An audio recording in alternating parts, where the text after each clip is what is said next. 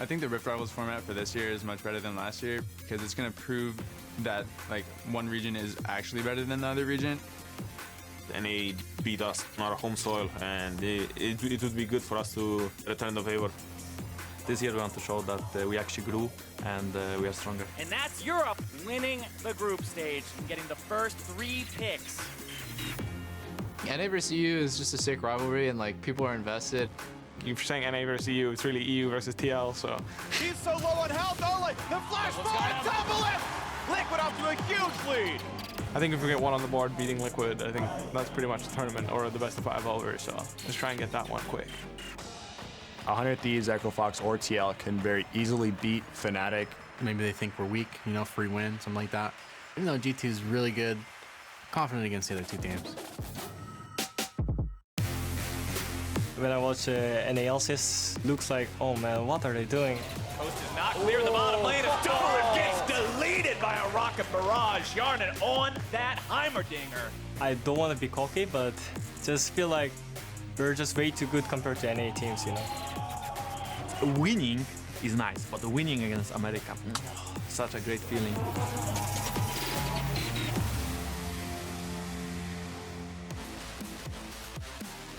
Hello and welcome back to Rift Rivals 2018. We're 14 minutes away from Champion Select.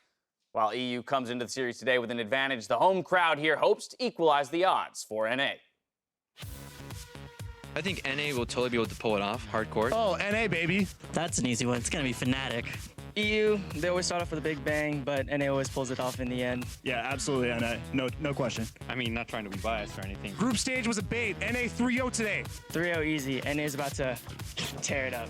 EU is gonna make NA feel like an international tournament, but yeah, Fnatic. Come on, Echo Fox, guys, yeah! Huni, please, like, I've been talking a lot of smack to the EU PAs.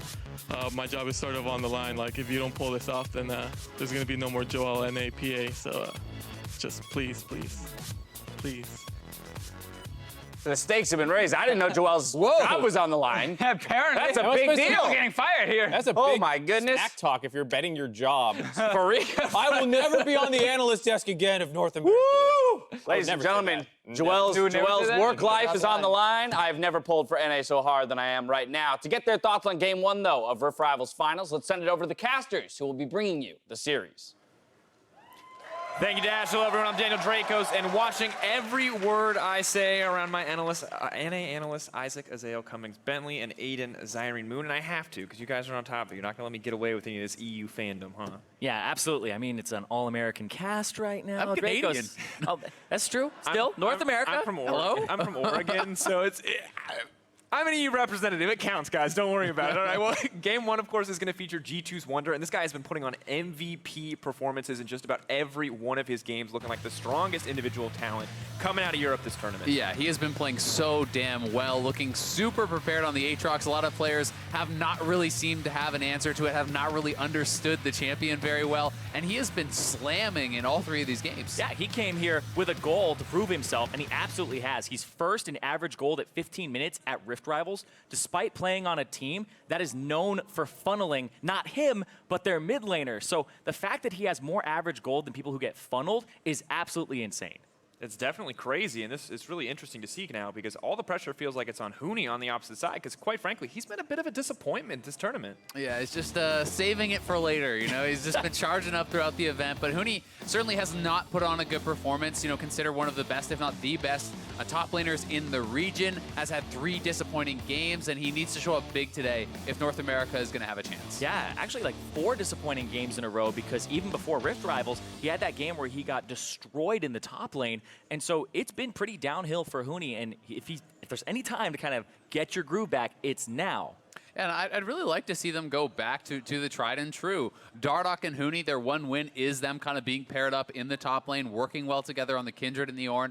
I think that you have an opportunity here with Echo Fox on the red side to counterpick for Huni, to look for an aggressive 2v2 or even, you know, a 2v1 if G2 is going to funnel, and play to your strengths. Show that you can still have that dominant top lane performance. And something else to consider here, too, is that Echo Fox get a day of preparation. So they aren't going second and only get about 15 minutes to know who they're playing against.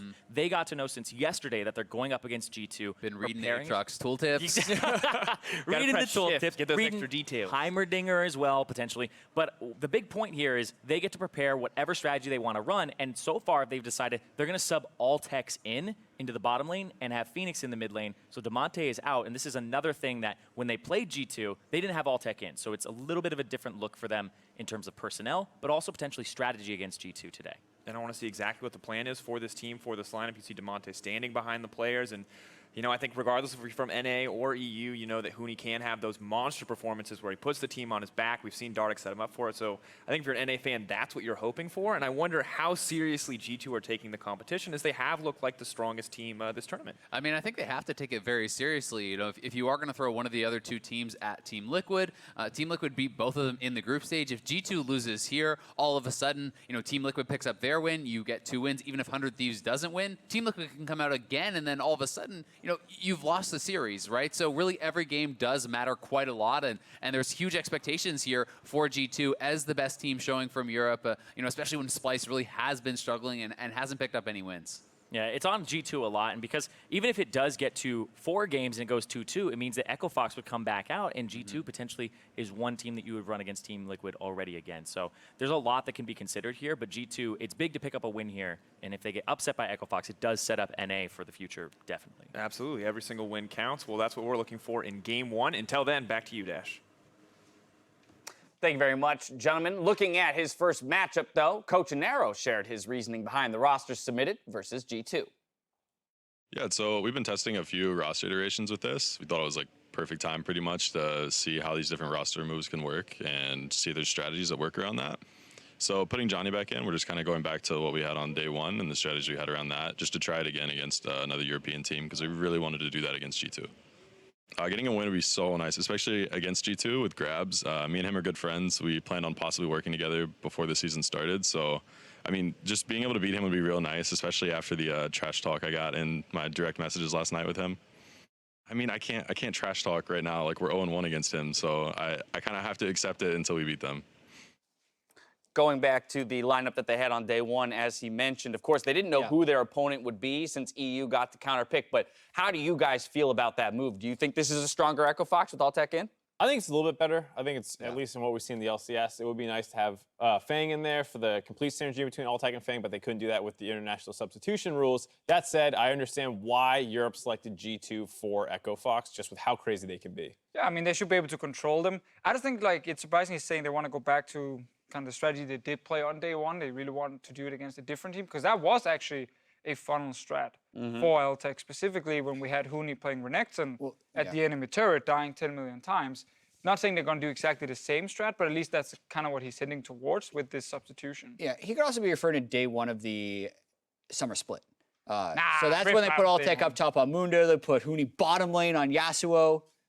I would love to see That's it. the thing, you never know with Echo Fox. The reality is, though, for many of our viewers, this might be their first exposure to a best of series in this specific style. So I wanted to discuss the kind of strategies that might go into team submission for both of our regions. Of course, we know the first matchup, but we don't know the rest. The rules are as follows. All 3 teams for each region must play once, and that resets after games or after 4 games 4 and 5, where it is blind submission. Each team may only play a maximum of 2 times at that point.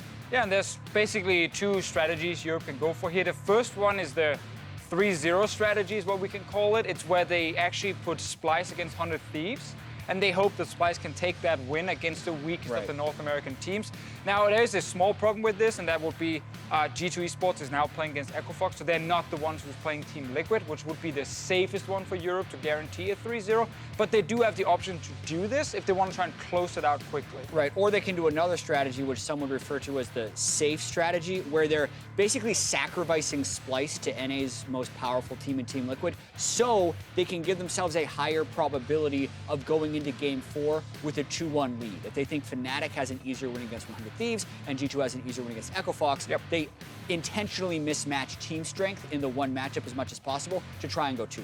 So in one case, you're taking more risk to go 3-0, but risking perhaps being down 2-1 going into games 4 and 5. The safer strategy kind of indexing towards a more secure 2-1 start for themselves. Right, I think if you have more good teams here and you're expecting to be the favorites, you don't need to go for the 3-0 strategy necessarily. And I think the Echo Fox against G2 matchup is kind of tilting their hand towards that they're not wanting to go for the more volatile ones. I just get a little bit scared for Europe if they lose game 1. Because you were banking so much on G2 being your strongest team, they had to at least guarantee you a win in the first phase here. If they end up losing because of whatever strategy or how Echo Fox performs, suddenly if you still have to splice against Team Liquid, like that's 2 wins over to North America very quickly. Of course, there's less strategy available to the NA side of things since they're the ones who don't get counterpick and have to submit, but there has to be still some. There definitely is, because side selection is still decided by games. So Europe, with the higher seed, gets side selection in games 1, 3, and 5, and NA gets it in games 2 and 4. So if they really wanted to favor Team Liquid's victory, they'd put them on game 2, but we'll see if they're expecting the splice coming out, they'd actually save Liquid till game 3 so they can get a higher chance of winning game 2 with side selection. Yeah, the interesting thing there is in that graphic, the 3-0 graphic that Deficio had pulled up was that they had Team Liquid in the second spot. What you would probably actually do if you're trying to help 100 Thieves as much as possible, assuming they need to get an upset somehow, is you would put them in that second game so they get side selection. They get side selection, can give themselves the optimal strategy because you expect TL to beat Splice regardless of side. I like it. All right, well, earlier Grabs actually laid out the plan for EU in the relay race. Pretty much we agreed to sacrifice Splice to Liquid because I think with the G2 we should win against everybody, but just the highest chance of us as EU winning by making sure that we win against Echo Fox and Fnatic feels more comfortable against other Thieves. So that's what we're going to look for. I mean, it's just revenge, right? Last year we thought we're better and then NA suddenly wins Rift Rivals. So this time we just want to get a trophy back and show which region is better. Well, removing a lot of mystery. Removing a lot of the mystery around the whole situation. Poor Splice, the punching back, get in there, take a punch in the face, and then you're out. The point, though, is, like, do they stick to the strategy if game 1 is a loss? That's a good point. Right? Because then you'd say you're sacrificing 2 wins over to North America, and that means Team Liquid can still get thrown out in game 4 because that's when it resets. So. Yeah. I think if they lose game 1, they have to do the Splice versus Team Liquid, because if you don't, if you put Fnatic against Team Liquid to try and get a win back, you risk getting 3-0'd yourself. You risk getting 3-0'd because you cannot trust in Splice. We saw them play 100 Thieves yesterday and they lost. You can't trust that they can actually pull it back if everything goes wrong. Or is that just a massive bait?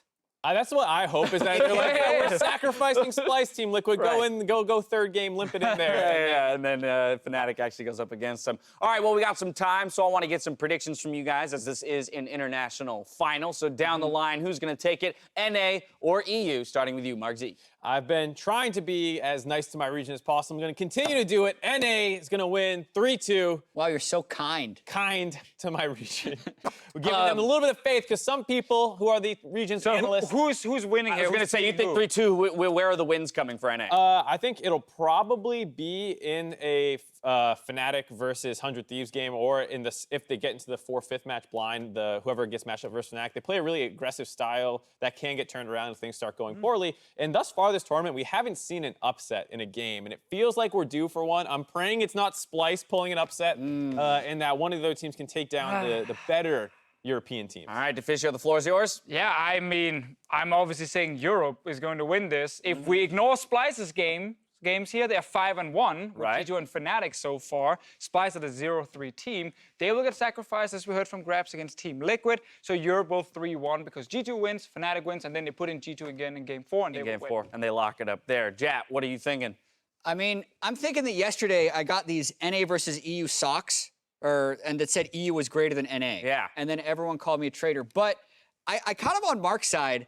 I hate these socks. The most predictable analyst desk I don't know ever. if I can cut this either. Yeah, I was going to say, I'm going to work on it. Did you test I didn't practice, no. I don't think. There we go, here we go. Pretty easy. All right, nice. Take your stupid socks. There it is. Throw them down. Either way, I'll take this. Sorry, this is my sock. I don't like that EU's That was so dramatic and theatrical. I think the fact loved that it. EU only beat NA by a single game in the group stage means this is We're by 5-1 no with our as good teams. one-sided. Point flip. And Team Liquid could easily win 2 games, right? And that just means that it takes one upset, one single upset. Echo Fox would get 2 chances at it, or even 100 Thieves. There's a very real chance NA just takes it. Under a minute and a half to go to game 1 as we throw it out to the casters. For this series today, Jankos had to adjust to cheering for his EU brethren in a final. I'm really happy I have such a strong allies, because normally I hate them. This is the only time I can actually look for anyone else than me, you know? Normally we always just like care about ourselves, but this time we can actually like cheer for Fnatic with all our heart, you know? Like, just Fnatic, please win, you know? And it's honest and not fake. I love it, but I'm also concerned that he wasn't cheering for Europe during MSI. He's like, no. We don't get to go. We're not boo Fnatic. This is the first time he cheers for him. You got to be the best team in your region. Yeah. I mean, you could be a little salty and be like, I don't want to cheer for them because it should have been us going. And I like how he said at the end there, it's not fake. It's not fake this time. He's enthusiastic. I mean, you see him right now. This man is ready to go. He's ready to play, and you can understand why. You heard a lot from the desk about how important it is that G2 just smash every matchup they go into. Just so excited to play Braum today. Yeah. Can't wait to get in there. He is the world's most passionate Braum player. And that's the thing that also like sticks out to me is just champion select, right? If you're on the red side, you're playing against G2, I immediately think like Aatrox, Heimerdinger, and then you got to ban the Braum, right? You got to make sure Jankos can't have it. Go for that marquee matchup of the Dardoch Alistar versus the Jankos Braum. That's what the people came out to see. Best jungler in the West, baby. Don't do this to junglers.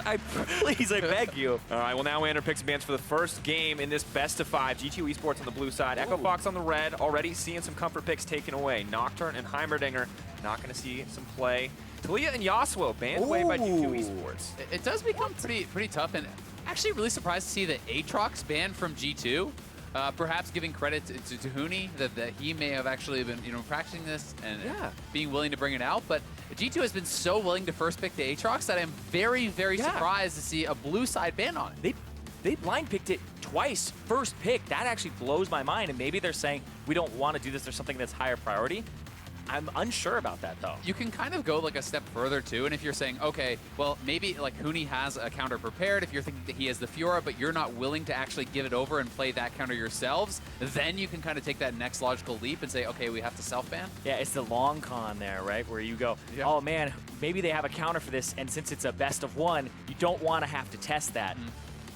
Find out. That's exactly what the logic is. Morgana becomes instantly the first pick priority here, so some flexibility in terms of what can happen. Interestingly enough, the Kindred now locked in. Dardoch did look very good on this champion. He looked incredibly well on it. He was getting fed. You remember that game, Azale, where he had like 10 stacks very early on in the game. It's the one win that Echo Fox had, was him popping off. Yeah, and I mean, if you can get to that early 4 bounties on Kindred, you always feel so good going into the mid-game, and we are going to get the funnel. I mean, yes, there is a possibility that it is not, but very likely going to be that Morgana heading to the bot lane. We're going to have Jankos on his Braum, Perkz playing the Kai'Sa. And it's going to be up to Echo Fox to see, do they have a better strategy against this? Yesterday, they tried to 2v2 mid against the funnel strategy. It really did not work out for them because their side lane started to crumble. If you put Huni in the top lane, if you put Dardoch on this Kindred camping up in that top lane, maybe you can find some more effectiveness and hold Wunder down. And Lulu was one of the champions that saw success when used against funnel comps. The ability to point and click CC with the polymorph is incredibly nice to have against a threat like Kai'Sa, but it seems like Echo Fox were ready for this. They didn't try to ban the Braum. They gave over the Kai'Sa willingly. They knew the funnel was coming. Yeah, but the Lulu's not a guaranteed thing in that matchup because Black Shield now exists with the Morgana being first pick from G2 to secure it. And so it becomes less and less sure of how you're actually going to lock down this Kai'Sa. And the question is, is this a Lulu actually farming bot and a Vladimir mid? Is that going to be the Vladimir bot farming for Altec? That is what I'm expecting. Very likely a Lulu mid here for Fenix, and you're playing this sort of style. Then, where is most of your consistent damage coming from? Is it depending on this Kindred to really bring that marksman damage in the mid and late game fights, or are you going to put Huni on a carry? They did pair up very well with him on a tank alongside the Kindred. Yeah, I think that you put Huni on something that has a lot of damage because you have counterpick on red side. Wunder, now he doesn't have the Aatrox, he's going to have to play something else, and Huni will have a favorable matchup, whatever it is against. And if he's banning out the Darius, if they ban out something like a GP, you could very easily see, them moving towards a Mundo pick here, and saying that, okay, we'll ban out some of the counters or some of the really difficult matchups to that champion. Aatrox is already gone, Darius is already gone. Those are 2 of the best matchups into Mundo, so if Wunder wanted to put himself on a tank, that could be pretty effective. Kennen, another top lane ban there onto Huni, so definitely expecting more of a blind pick tank here from Wunder and him to just try to minimize loss while Perkz gets fed on the funnel. See exactly where they want to shift the priority for now. Echo Fox going to opt to pick up the Shen. Will deny that pick away from the funnel, as well as making sure they have a decent matchup for themselves. Where the Shen is going to go, though, remains a question for this lineup. Is G2 Esports debating their options? Very likely going to be Shen support with the Vladimir farming bot, the Lulu mid, and we're just waiting for the counter pick here from Huni.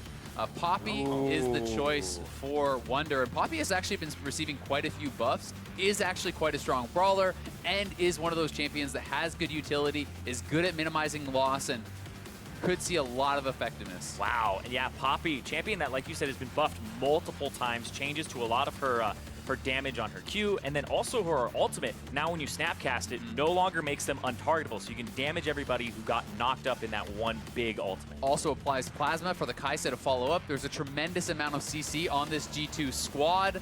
It's going to be Rakan support, the farming Morgana bottom lane for... Wow. We are getting the Lucian. In. This could be, I think what they're going to do is actually flex Vladimir top, play Lucian as a marksman perhaps.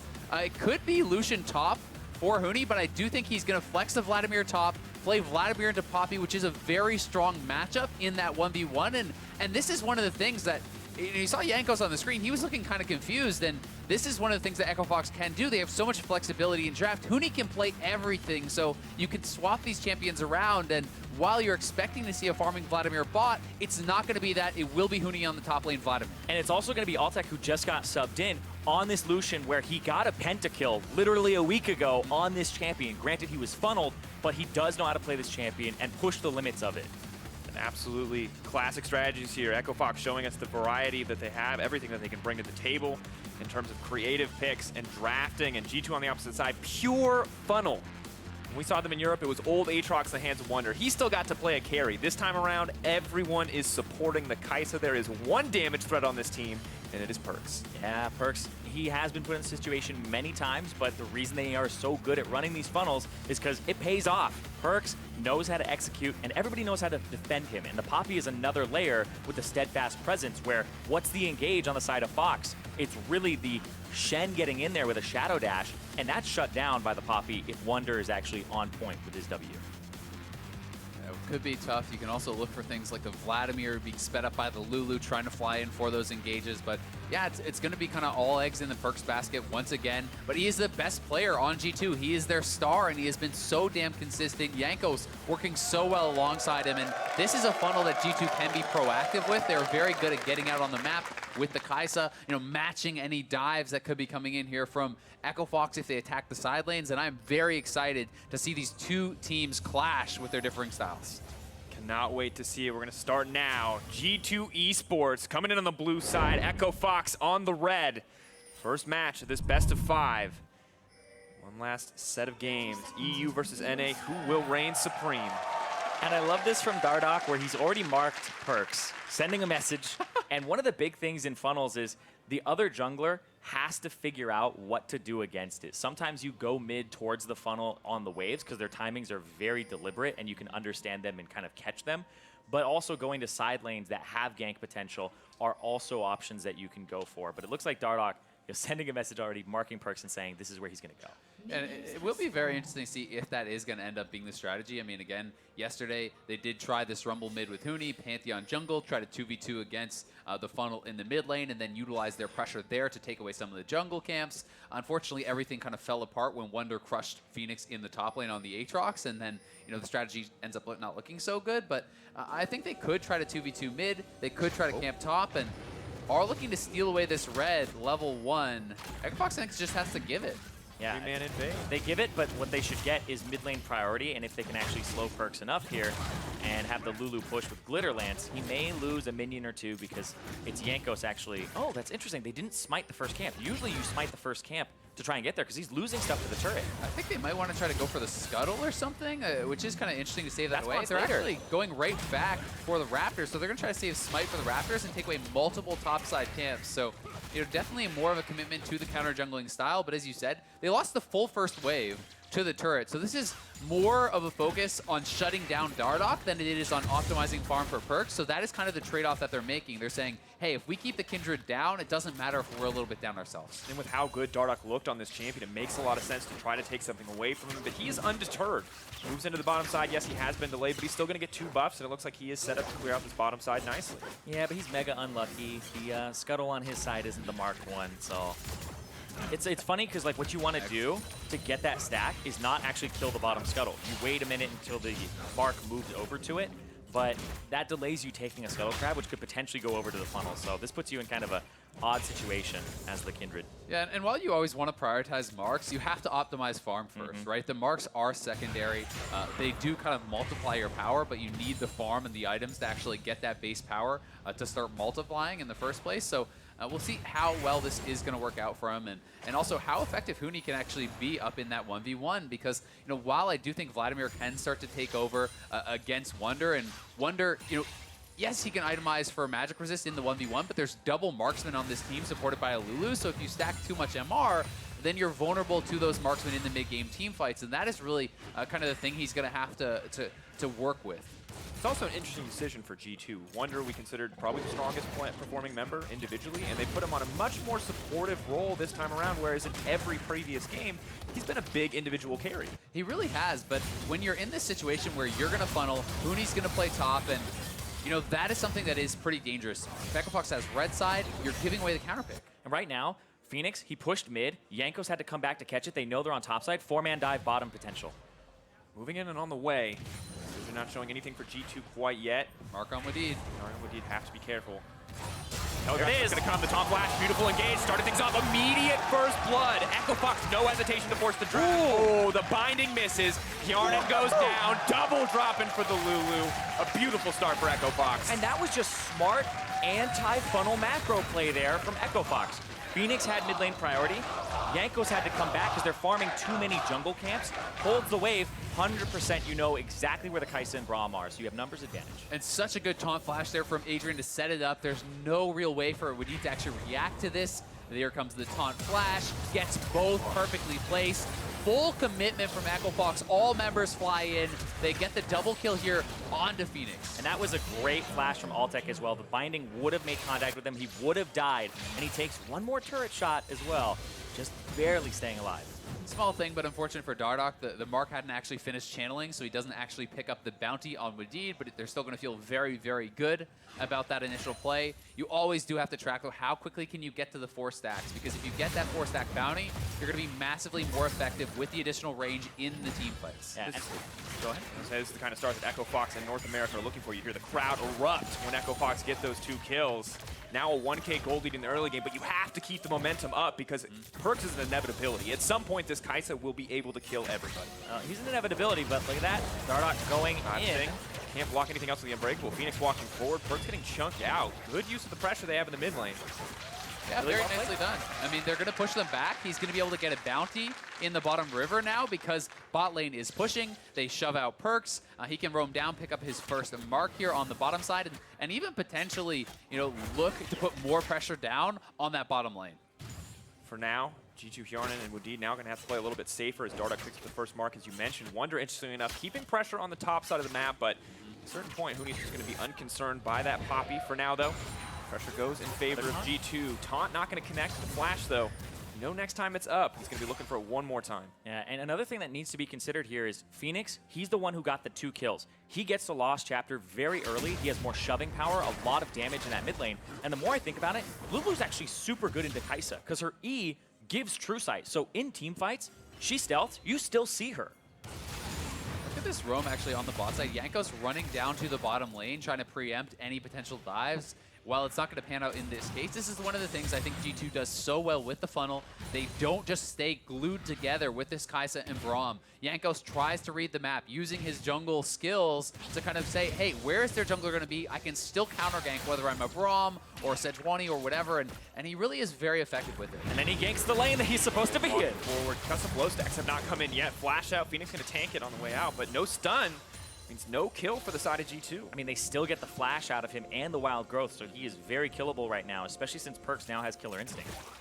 Now make his way to the top side, see if he can get a gank on the Huni. Huni overextending has been a big issue for Echo Fox in the past. Of course, spam EULCS chat if you support G2 Esports, spam NALCS if you support Echo Fox. I'm guessing in-house at least that it might be a little bit NALCS favored. Zyrene, don't you pull out your phone to spam Twitch chat. That's cheating. You're not allowed to manipulate the results like that. We'll check in on the results later. If it's EU faved, we can doctor those up really quick. Classic American elections. Or if it's EU favored, we just forget about it somehow. You know, just, oh, man, we never showed the results of that thing. Oh, unlucky. Right now. Absolutely a shame. But the pressure in mid continues to be a favorite of Echo Fox. This is exactly what they want. NALCS fans out in force, and Echo Fox out in force on the bottom side of the jungle, making sure to take away a few of these camps, denying resources. Although the battle's continuing to rage here. Keep trying desperately to fight back. I think Echo Fox are in a great position, though. Huni is doing well on the top lane, just scaling. Mid lane, the 2 kills went over to Fenix, and Altec has actually got a large CS advantage. And one of the things you really have to remember about this specific comp, as we're seeing Dardoch pick up another bounty, is that this is not such an early game all-in style strategy that Echo Fox is playing. They have a tremendous amount of scaling. Lucian and Kindred are going to be very powerful in their own right in the later stages with that Lulu support, and Vladimir is a monster team fighter in those later stages as well. So definitely there's a lot of flexibility in this Echo Fox comp. It doesn't feel as all-in on the early game. Yeah, absolutely, and I love that because all the scaling that's going to come through means that Echo Fox is a team, they love skirmishes. If you win some early skirmishes like they have in that dive, it just means that you get to that late game, that mid-game point where you want to team fight faster. And I'm really loving this game in particular, you know, how Echo Fox is playing this out. It feels like this is what they wanted the last game against Funnel to look like, where their mid and jungle are actually pressuring the Funnel. You can see Phoenix is only down 15 farm on Perkz. They're utilizing that pressure to then take away jungle camps, to delay the scaling here of Perkz and try to put him behind. And I think that they have done a very good job of that so far, but Perkz will hit his items, will get very strong, and it's going to be up to him to really perform incredibly well in these team fights to make it so G2 can kind of battle back. Yeah, and it's weird because, hold on, Perkz Hold up that top bot. though. When he could now be in trouble running for his life. Doesn't look like he's going to be able to make Killer Killer Instinct. flash over, but Killer Instinct is there. Blast Cone, is it going to be enough? Good little bit of healing. Nah, not going to happen in the end. Huni running for his life. One more auto. He's going to have the Crimson Rush as well.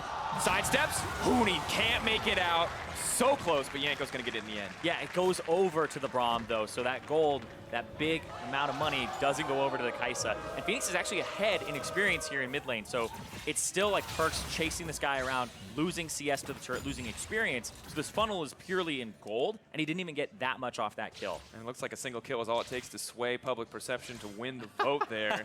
56%. So fickle, Twitch. And we take a look at this one more time. Huni just very much caught out here. Yeah, I mean, this is kind of reminiscent of the Renekton and stuff. Yes, he makes them chase him, and it kind of does take a bit of time to actually knock him down. But again, he is pushed up very far. It's only the Braum sitting mid. You know, you have to kind of be cognizant of the fact that Kai'Sa can roam very easily, utilizing the Killer Instinct, and Huni does do a good job in making Jankos take this and buying some time, but probably shouldn't have been caught in the first place. Yeah, but it means that Jankos had to stop holding mid lane, and now Phoenix is literally 6 CS, 7 CS behind right now. So yeah, it's very even, and I believe he's still up in experience. That's a really early Ignite. Not hesitating, just throwing down the Ignite there, and really it feels like Echo Fox have been dictating the pace of the game ever since they pulled out that successful bot dive. They've been pushing in mid. Outside of the one fumble there by Huni on the top side, things look so good for Echo Fox right now. 2K gold lead, a Drake in their favor, and they're steadily chunking down this mid lane tower. And we're not even seeing a lot of purchases here. Perkz just went back to get his Blood Razor. Phoenix is sitting on 2,300 gold, so there's a lot to be spent here. And Altec, ooh, the binding doesn't land! Connecting the enemy, Altec just gets to walk away. No hesitation there from Adrian, though, immediately using the Stand United to make sure Altec stays safe. Yeah, very calm play, honestly. You know, when you're trading out the Stand United for both the bot lane ult, it's better to use your Stand United than Altec having to flash. So that is a pretty good trade. You know, good communication there from the Echo Fox bot lane to not have to give more than that up. But, you know, G2 trying to fight back and put on pressure. This turret is getting whittled down. Very, very low. Dardoch, though, caught out in Wunder, going after Huni.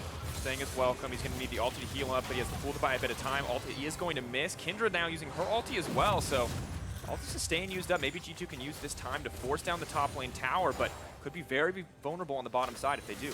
Yeah, the top lane turret is full health as well. Like, you can't just knock that down so quickly. Phoenix is going to get back out. They don't know where he is on the map right now, so Huni should be able to hold this. Wunder is out of mana, and it's Echo Fox. The inevitability of this bot lane going down is kind of there. Yeah, the only thing they have to worry about is potential teleport from behind by somebody like Wunder. And, Wadid, looking for it. Black Shield does reduce a little bit of the damage there, but the Ignite ticking down. Wadid is going to make it out, but one more creep wave and this tower is going to break. Exactly. That's going to be turret there off of the engage from Adrian and follow-up from Altec. So this 2-on-2, and the fact that they got those early kills and summoner spells means Fox is going to have a good lead. And that means an early Blade of the Rune King completion for Altec. He's going to have the gold. They're going to give him solo turret gold here. And having strong individual side lanes that are winning and Perkz barely being ahead. He's actually down in gold in that 1v1 in the mid lane. You know, G2 is losing across the map, and they are going to have to be very, very careful to not bleed out this game because the side lane pressure will continue. And for the first time this tournament, it feels like G2 are on the back foot. 3 members on the Echo Fox lineup completing their first item. At the same time, Perkz is finishing up those tier 2 boots. That is not where you want to be. Oh, absolutely. You don't want to be in that position. And Echo Fox, they want to be in that position because now they get to swap lanes, they get to continue pressuring the map, and when you have a funnel where you have basically 2 supports and no jungler that wants to roam around, you end up having a lot more pressure here because now Dardoch can play to that side of the map, unlock the scuttles, and keep going into the jungle. Yeah, the amount of burst even that's going to be unlocked for Fenix now because those early 2 kills, the early Ludens, like this is Perkz with no HP purchased up, no MR purchased up, which is not an incorrect build path, but he's just damn squishy here on the Kai'Sa and is going to have to be so careful. And I think he shuts down the funnel. But, oh, good flash there. The Grand Entrance not connecting. Big whiff there from Wadid. Learning the ultimate for nothing. Gets the flash out of Dardoch, though, not having to use his own. But the thing here about the Luden's Echo is that's so much wave clear for Fenix. He actually pretty much pins Perkz down into the mid lane, and it really means that either Perkz or Jankos have to be in mid lane at almost all times here. And I think we absolutely have to praise Altec this game, although that might change in just a moment. Adrian now having to run out. They are buying a bit of time, but Wunder has very low health bar. Altec incredibly strong with that Blade of the Rune King. Coing is going to come out as Wunder going to go down. Doesn't want to push for anything more, but Dardoch is now on the hunt, looking for a kill. They can go for the turret. You know, Dardoch can chase this, but he doesn't have to. Going to be mounting Dread. Going for a little bit more. He does have the ult. He wants to chase it down. Jankos is there. No, not even going to get it. What? Absolute disaster for Echo Fox. Fenix, will he even get one knocked into the wall? Chain CC, can they keep it? Force bags. Are you kidding me? That is reportable. Like, what are they doing? I mean, you can just go top, take a free tier 1 top lane turret. Fenix and Dardoch just ran it down. We just watched a live intentional feed here at Rift Rivals. I was going to praise their bottom lane. Oh my god, but it feels inappropriate now. Good job. Altec and Adrian, you made the right call when you backed off. Yeah, this is the smart one. This is the smart call there. So walk in. Break it down for me, Desiree. Yeah, Tell me the exact strategy. Yeah, so Dardoch, he has another Q here. He Qs forward, and he feels like he's going to get the E off. Sometimes that Kindred range, you're just like, ooh, if I had more stacks, I would be able to hit him. But then he gets blown up there, not expecting the damage from the turret, because it was just ramping up, and then we can't even talk about it anymore. We don't want to. Perkz now running for his life, needs to make it out, uses the killer instinct for the shield. Hemoflag still taking down on an immediate kill pickup for Echo Fox. May have made a mistake earlier, but they're turning it around instantly. Yeah, I mean, still, you know, the game is looking very good for Echo Fox, but definitely some questionable, we'll say that, plays there from Dardoch and Fenix. Either way, Echo Fox is looking good, still has pressure on the map, and we'll see if they can continue to pressure down these turrets. I mean, they've knocked down the outer turrets in top and bot. The mid lane turret is very low. Dardoch's going to grab another bounty on the bot side of the map, and things are looking better and better for Echo Fox, but they have to stay composed. You know, this aggressive playstyle is often this double-edged sword. It works very well for them, but they often then kind of overextend and go for these crazy plays that they can get punished for and give opportunities to their opponents to come back. And a big thing about the funnel that people don't always consider is you actually get 2 sight stones in the funnel composition. So when you're on the back foot, you actually have more vision to put in your jungle and defend. So it's a little easier to cover both sides of the map when you typically can only cover one with a normal just amount of support and wards. And it's interesting, too, because G2 have been in this position before in the EULCS. Fnatic had a very strong early game against them in their recent matchup, but they weren't able to close it out. So the question now is, can Echo Fox just keep doing this? Things have been looking good, but if they make missteps like they did on the top side of the map, it's very easy for the Kai'Sa to come back. It certainly is, but I do think that Echo Fox still has full control in the game. They have pressure in both the side lanes for the most part. Dardoch is taking a dragon as they're taking a turret, as Huni is recalling. Like, they have full control on the map, and you know, Perkz is going to try to knock down the first turret here with the Rift Herald, should be able to get one back for G2. But it depends on how much he commits to this. They don't have vision in the river, so it looks like Echo Fox aren't actually going to try to cut him off or anything like that. Instead, they're just going to walk straight through and actually... He's going for an extra wave. This is greedy. Yeah, they're going to actually try to punish him for it. Rune King trying to buy a little bit of time. Wants to get out Killer Instinct just for the shield. TP is coming in. The rest of the supports are here. Perkz is still alive. He might just be able to get one. Adrian going to get taken down. Wunder happy to pick up that kill. Huni knocked into the wall. Is he going to get a chance to buy a little bit more time? Pool comes out. Lamb's Respite. A brief break. Might be enough, but G2 trying to turn it back. Huni! What a god! Goes into the back line. Takes out the damage threat. That's all their damage they can chase! Can't get anything else. Dardoch just wants to clean it up. 2 dropping for Echo Fox. A good fight in the end, but an absolute bloodbath. You just see the force of will there from Huni, where he ends up almost dying. The pool comes through, the ultimate, and then the outplay to kill the soul damage source on G2. That presence of mind from him to go after Perkz when the entire fight is hectic. Definitely a big play, but Perkz honestly doing such a good job buying time, dipping and dodging with the supercharger and Viz, with the ultimate, buying time for the rest of his squad to get up there and keep him alive, and still a positive play for G2 on the whole. They get multiple kills, they get 2 charges, they knock down a turret, and right here is the player talking about Huni turning it around and finishing off Perkz. Yeah, that was a really good turn there. Ultimate into the channel, E onto Perkz with the extra damage there. Dardoch absolutely saving the day. And we were talking about when you play a funnel, you take Dardoch kind of out of the game because he's on Braum, Alistar duty. Put him on a Kindred, give him the opportunities to outplay. 100% kill participation for him, and he really did save that fight to allow Huni to do the rest. And he's hit the 4 bounties. He's at 5 right now, so he, while he wasn't able to pick up a couple of those early ones because of, the spawning on the top side away from him, he has gotten a lot of bounties. Dardoch is looking very strong. We see Altec is going to be working towards that 2 items with the Black Cleaver, double spell pen on Fenix. A lot of things are coming together here for Echo Fox, and they need to continue pressuring turrets. Right now, they're looking for the bot lane tier 2 and potentially a dive here on Wunder. Yeah. The question is, are G2 even going to try to defend this one at this point in the game? 4 members strong here on the bottom side. Wunder left on his lonesome.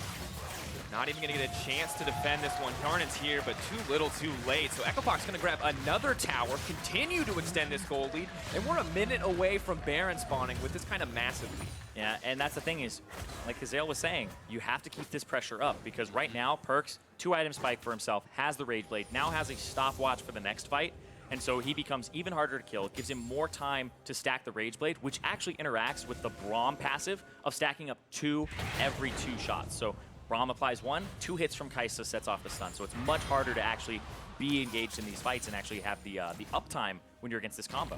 And it becomes so much about the precision engages from Echo Fox. Can you find that taunt flash? Can Huni find a flank, onto Perkz and take him down? Because if you mess up that engage at all, you're not going to have enough initial burst to take down Perkz. The supports will shield him up. He'll get Black Shield. He'll get shielded from Wadid. He'll be blocked up by Jankos. And if he survives, things will start to fall apart for Echo Fox. And that's where I think the Lamb's Respite and the Kindred pick become huge because you can wait out the shields. You can actually deal a lot of damage to this guy who can't kill you. And that's one of the big things of the funnel is they have this rubber banding back in once the supports get behind him. Even the Shen support, with that parry zone can be very frustrating when all of your damage is coming from this Kai'Sa. Even a couple of those auto attacks being parried coming out of a Lamb's Respite is a big deal. Yeah.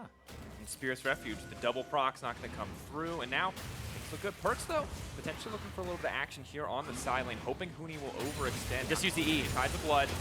Now backs off, just throws out the ultimate, a warning sign that Perkz should not commit there. Does give up that cooldown, but not getting much else. The rest of Fox, though, may just look for a collapse here.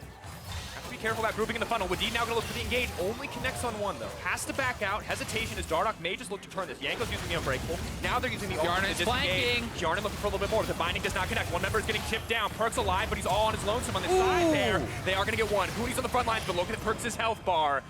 Hjarnan gonna be the sacrificial lamb here, just the 1-for-1. They could even try to go and pressure Baron potentially here, or the tier 2 top. There's actually pings over onto Baron. Echo Fox is looking healthy. They want to draw G2 over right now, knowing that Perkz had to go back to base. They're on the Baron. Start to cut through this. The Kindred and the Lucian there to shred it out. Fenix there to keep them healthy. Wunder debating. What are the options? 7K and going dropping. Down fast. Has to make a decision here shortly. Dardoch now trying to turn. Wunder doing what he can with the steadfast presence. Needs to get in that pit, but they don't have a smite. No way. Fox are going to get this one in the end. Clean Baron for Echo Fox. And Fox get out too. They don't go for the bait. They don't actually chase Wunder, one of Fox's biggest Achilles heels, and they avoid it in this crucial match. Yeah, Echo Fox, showing some measure to their play there, showing some patience. Perkz was at 10% HP, but Huni saves his flash, backs off. They know they can go back for the Baron, and the initial play here, Wadid looked for the big engage, but Dardoch and Altec able to get back out of it, and they traded damage, chunking him out of the fight almost immediately. Yeah, just barely not able to make contact there, and also there's so much down that Adrian goes forward and Perkz comes in from the side. Everybody turns on him. He goes to the opposite side of Adrian, but then there's just so much damage from Huni. He removes Perkz from the fight almost instantaneously. Yeah, chunking him out and actually playing, pretty patiently, backing off with the rest of the team instead of trying to chase in for that empowered Q and the finish off. And Echo Fox retreat to the Baron. They're looking fully in control. One small mistake in the top lane, but they are looking damn good, and G2 Esports is the well, they're not the number 1 seed, but they're the best team in Europe right now. And this strategy, we heard Grabs talking about it, trying to give this sacrificial lamb of Splice over to TL, depending on G2 to win. Gonna have to hold that thought though, because Perkz is now moving in, looking for Adrian. TP is being used though. Huni's gonna make his presence known. Perkz now needs to run for his life. There aren't any shields there. Sonya's buys a brief moment. Taunt not gonna connect. Big mistake there from Adrian. He's gonna regret that one because Perkz now can cut through everyone. Huni running for his life. Stand United is trying to bring him out. Goes over the wall. The killer instinct. Looking for the outplay. Perkz, a man possessed. He's gonna get one. Looking for two. Tides of Blood does not make it. Crimson Rush is coming up soon. Huni. But there's a fight in the mid lane. Dardoch sees the explode. Sarah. Oh, double! Disaster for G2. Echo Fox can push mid lane. Huni's still going. Back. Tides of Blood is gonna connect with Perkz. He's gonna get one more. Perkz alive. Phoenix on the way in. He's gonna get Perkz. He's gonna take him down. They can end the game mid lane. They're pushing with the Baron buff here. Echo Fox may have just knocked G2 out of the best of 5. G2 have not lost a single game in EU or Rift Rivals all summer, and Echo Fox are going to take them down. 3-0 in the group stage, undefeated in Europe, but it is not enough in the face of Echo Fox. Turning it back, showing what they're made of, putting it all on the line here, but finding the first win for NALCS. A 23-minute win for Echo Fox. They go to the tried and true. Counter pick for Huni in the top lane. Dardoch on a carry jungler, and Echo Fox looks dominant over G2 here in game number 1. I wondered if they could keep doing it. Could they keep up the momentum? But they did not give G2 a moment to breathe. Perkz, you look at the bottom lane, you go, maybe he outplays. Maybe this is the chance to turn, but the rest of Echo Fox not going to give them a second. They say 3 supports, we're going to kill y'all. Exactly. If Perkz is not with the rest of the team, there's no damage source to knock down Dardoch, to knock down Altec, and that's the key for the Echo Fox composition. They can all work independently of each other. There's so much damage. There's so many threats. If Perkz is not there, the G2 composition does not function. Yeah, not at all. And I love that from Echo Fox, where they played against the funnel. We saw it from the very beginning. The contest on the red, they said, nope, go to the other side. And they did such a good job of shutting it down, where Perkz was basically the same level as Fenix the entire game, pretty much even in gold, and was not able to get much. They played so well against that funnel. This Echo Fox makes you look at the other Echo Fox games and be like, why are they trying all this stuff? Because when they do this, it looks so good. I mean, Dardoch on both his Kindred games was absolutely incredible. He absolutely was. But to hear more about that upset victory, let's send it over to Avali in the Echo Fox bot laner. Thanks, guys. Defeating the undefeated Altec. How pumped are you to be the first team to take down G2? Honestly, it feels pretty good just because, like, you know, we lost to them yesterday and, you know, I wasn't playing right. But, you know, it feels good to be the best EU team and, you know, we're their first loss, so it feels pretty good. And you guys were the first team chosen to play today. Were you nervous at all when you saw you were going against G2? Not really. Honestly, like, we have a lot of strategies planned against Funnel, and, you know, the one yesterday didn't really work out, but, you know, today we played pretty well, and, you know, we got the win. And Coach Anero said that he was putting you back in to try out some new comps and play styles. What made you the EU killer today? Honestly, I have, like, a lot of confidence in my Lucian. Obviously, we're preparing for, like, different strategies, but we thought that Lucian was going to be the best pick. So we picked Lucian, and, you know, my results on Lucian have been pretty good, so we ended up doing pretty well bottom, which led to, you know, snowballing bottom, and, you know, overall, like, the map was pretty good for us after that. Well, Altec, congratulations again. And for more on that victory, let's hear it from the analyst desk. Thank you very much, Avali. Safe to say that was unexpected, but a lot of happy fans here in North America as Echo Fox takes down the undefeated G2 Esports. First loss they've taken all summer, split even in their own region. You could just smell the upset in the air, couldn't you, Deficio? No?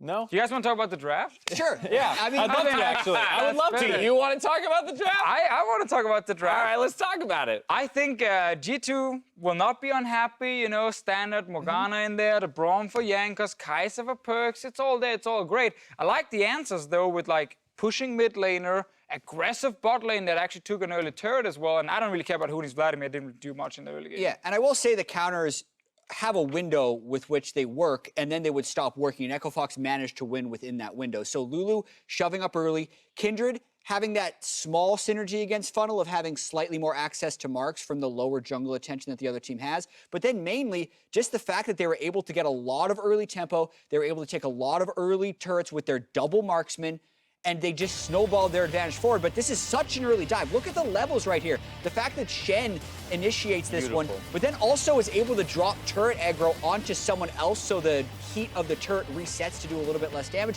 Beautiful 4-man dive there by Echo Fox. Yeah, Altec flashing that binding, not getting caught, and then tanking the turret to the last second was the only reason they didn't trade a kill back there. And then after that, that kind of set up the rest of the game because while Huni wasn't being very clean, dying, Fenix and Dardoch had their moments but also had some hiccups. The one consistent factor was Altec and Adrian, who got rolling right away. Yeah, but even after the 3 turrets died, I still kind of sat back and felt, okay, this is standard enough against the funnel, because when you play funnel, you are supposed to win early game against, like, it's 3 supports and a Kai'Sa who's just farming. So you should be getting ahead early if you're Echo Fox, and they did that. But I was like, it's okay. There will be a big team fight soon.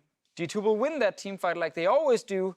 Perkz will get a bunch of kills, and then right back into the game. As long as they don't lose a Baron, we're good. Sure, I will say that, but the plus 43 CSD at 10 for Dardoch and Fenix when compared to Jankos and Perkz is much lower than you want from a funnel. Like you fall behind, and then there's this, right? Because it was Fenix the same level of Perkz pretty much the whole time, and around 10 minutes, Fenix alone was almost even CS with Perkz, and that 43 extra was on Dardoch. The concern for me was not Perkz specifically not being furthered. He got a Rage Blade like at 18 minutes. He was fine. It's more the fact you're playing against so many shields, like Black Shield and a Braum protecting him. So even if you do feel like you are actually doing fine in shutting down Perkz, you just normally can't kill him in a late game fight. We just never got to late game fights because Echo Fox, they got the exact moments they needed. Oh, very much so. You talk about the early game advantages, but rolling it forward into those skirmishes will end up in their favor. What's going on here? Wadid, what are you doing? First of all, your team is not ready to fight with you, and you only get onto Shen, so now Rakan is completely useless. Hjarnan is not even here yet, and Perkz is actually zoned from the fight originally. G2 at this point were just trying to stall. They did not have to do anything. But Wadid saw an opening, and I mean, if you are a playmaker, you go for these openings, and sometimes they backfire. That's what happened here, so they lost the Baron. And then this is the synergy with Lulu and Kindred. You drop the Kindred also, he can't die for a little bit. Then you have all the shieldings and stuff from Lulu come on top as well, so he's able to get that big bonus and stay together. And this was what happened a lot of the time, was that there was no synergy with the 3 supports around Perkz. You had a bunch of supports in the mid lane, and then Perkz fighting with a Poppy in the bot lane. But hats off to Fenix there, being in the mid lane fight, and then running down to what had been a lost 2v2 by Echo Fox, where they're about to get 2 for 0'd, and that probably would have prolonged the game. Fenix made the smart call to ditch the marksman who didn't need his help killing turrets and finish out that fight. Yeah, I actually think Fenix was my MVP of the game, even though, you know, you look at Dardoch dancing around the enemy jungle, Altec taking bot lane turret, but I think he not only controlled the mid lane, he got a bunch of really good poke on Perkz and Jankos in the early game that also forced him to slow down. And then in all these different skirmishes, he did a great job. So G2's composition that was supposed to go as 5 ended up splitting up, and then they got completely punished by Echo Fox. All in all, at the top of the day, we talked about Echo Fox kind of being the wild card for the NA region, and that for G2 being the more stable of teams, that was the one that you thought might be able to handle Echo Fox, but the win falls in favor of the NALCS. NALCS gets to choose their next representative. They have elected to throw 100 Thieves out next in Game 2. EU has responded with Fnatic, and Blue side has been selected for 100 Thieves. And I like what NA is doing here, and it puts an absolute must-win for Fnatic. So they're getting the side selection, which is increasing 100 Thieves' chances of an upset because they think they're going to have Team Liquid versus Splyce in the bag anyway. And EU is still not switching their strategy. They're still saying, we're going to sacrifice Splyce to maximize our chances in the other two. It's just gotten a lot scarier because at this point, almost the best case scenario that EU is thinking is down 1 and 2 moving into game 4, being allowed to play G2 again. Yeah, and the wild card, Echo Fox upsetting the #1 seed, that was supposed to be the guaranteed one. And then you're supposed to get the guaranteed loss with Splyce, and now... The expectation was for EU to come out 2-1 with this strategy through the first 3 games. Now they're looking at a best case scenario of 1-2, and then maybe coming back in game 4, right? Or 2-1. I mean, the same way we say low seed and high seed. Exactly. I mean, Splyce it's way different. Upset's out of the air. I smelled an upset. It's gone. And then it already happened. Splyce will not beat TL. We have to remember Echo Fox is tied for first place in North America. There's a big difference in terms of what these two teams have shown. So Europe is hoping for a 1-2. If Fnatic lose, it's 3-0 North America. Let's talk about that matchup just a little bit. 100 Thieves on blue side does position them to get maybe the best draft possible for themselves, but what are we looking for 100 Thieves to do to actually take a win off of Fnatic here? I mean, I think you're kind of hoping that Fnatic shoot themselves in their own foot because they can be over-aggressive at times. I think when you just look at the two team strengths on paper, Fnatic should be the better team, but they have that tendency sometimes to go for an over-aggressive play. Yeah. And if 100 Thieves can sit back and get Cody Sun Big, who's been their biggest carry threat since their inception, that's what's going to get them to victory. I think you can 100% beat Fnatic in the laning phase.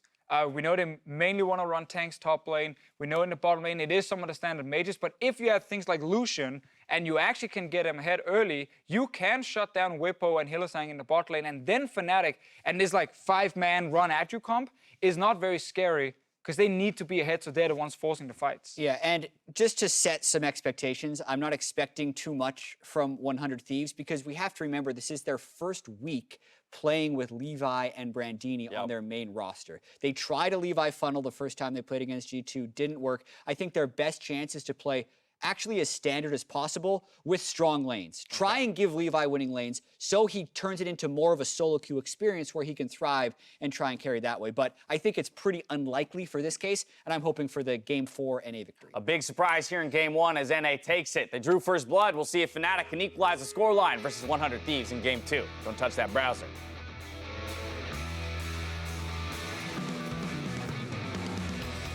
Jankos got so American when he got the name, like he started using this American terms like dude and.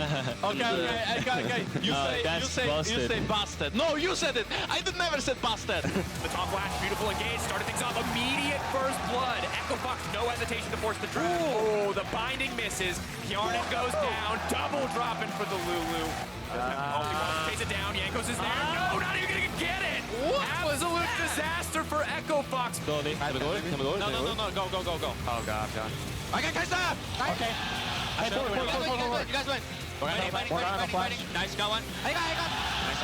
There's a fight in the mid lane. Dardoch sees the explode. Sarah. Oh, double disaster for G2. Echo Fox can push mid lane. Huni's still going. Back. Tides of Blood is going to connect with Perkz. He's going to get one more. Perkz alive.